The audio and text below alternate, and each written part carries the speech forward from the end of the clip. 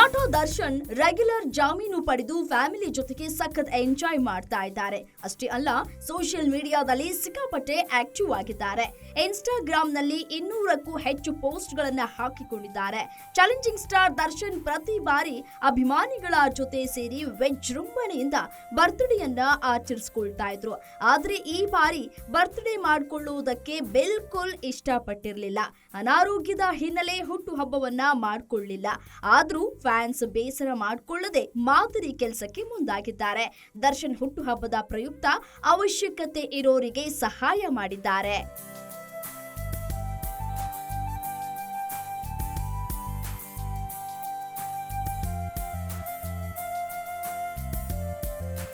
Darshan fans ನೀಡಿದ ಸಹಾಯ ಹಸ್ತ ಮಾದರಿಯಾಗಿ ನಿಂತಿದೆ. ಮನೆಗೆ ಬಂದು ಕೇಕ್ ಕತ್ತರಿಸಿ ಸಂಭ್ರಮಿಸೋ ಬದಲು ಫ್ಯಾನ್ಸ್ ಕಷ್ಟದಲ್ಲಿದ್ದವರಿಗೆ ಸಹಾಯ ಹಸ್ತ ಚಾಚಿದ್ದಾರೆ.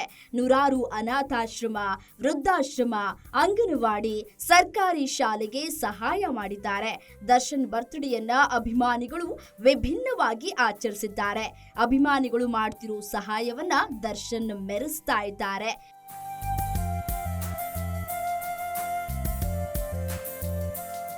ದರ್ಶನ್ ಆರೋಗ್ಯ ಸರಿ ಇಲ್ಲದ ಕಾರಣ ಹುಟ್ಟುಹಬ್ಬ ಬೇಡ ಅಂತಿದ್ರು.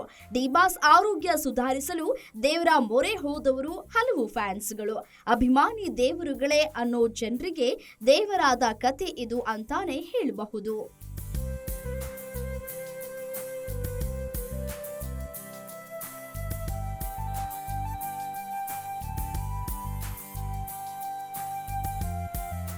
ಡಿ-ಬಾಸ್ ಫ್ಯಾನ್ಸ್ ಅವಶ್ಯಕತೆ ಇರೋರ ಸಹಾಯಕ್ಕೆ ನಿಂತದ್ದು ಇದೇ ಮೊದಲೇನಲ್ಲ. ಕೋವಿಡ್ಗೂ ಮುನ್ನ ಅಂದ್ರೆ 2018-19ರಲ್ಲಿ ದರ್ಶನ್ ಮಾದರಿ ನಡೆಯನ್ನ ಅನುಸರಿಸಿದ್ರು. ದಚ್ಚು ಅಭಿಮಾನಿಗಳಿಗೆ ಇನ್ಯಾವ ಹೀರೋ ಮಾಡದ ಮನವಿ ಮಾಡಿದ್ರು. ಬರ್ತ್ಡೇಗೆ ಕೇಕ್, ಹೂವಿನ ಬೊಕ್ಕೆ ತರೋ ಬದಲು ಅಕ್ಕಿ, ದವಸ ತರೋಕೆ ಹೇಳಿದ್ರು. ದರ್ಶನ್ ಮಾತಿಗೆ ಬೆಲೆ ಕೊಟ್ಟ ಫ್ಯಾನ್ಸ್ ಲಾರಿಗಟ್ಲೆ ಶೇಖರಣೆಯಾಗಿತ್ತು ದವಸ. ಬಂದ ದವಸ ಧಾನ್ಯಗಳನ್ನ ರಾಜ್ಯದ ಮೂಲೆ ಮೂಲೆಗಳಿಗೆ ತಲುಪಿಸಿದ್ರು ದರ್ಶನ್. ದರ್ಶನ್ ಫ್ಯಾನ್ಸ್ ಬಳಗ ಇಷ್ಟು ದೊಡ್ಡದಾಗಿ ಬೆಳೆಯೋದಕ್ಕೆ ಇದೇ ಕಾರಣ. ದರ್ಶನ್ ಹೇಳದೆಯೇ ಹಸಿದವರ, ಬಯಸಿದವರ ಸಹಾಯಕ್ಕೆ ನಿಂತಿದ್ದ ಫ್ಯಾನ್ಸ್ ಅಭಿಮಾನಿಗಳ ಅಕ್ಕರೆ ಸಹಾಯ ಹಸ್ತಕ್ಕೆ ದರ್ಶನ್ ಥ್ಯಾಂಕ್ಸ್ ಹೇಳಿದ ವಿಧಾನ ವಿಭಿನ್ನವಾಗಿತ್ತು.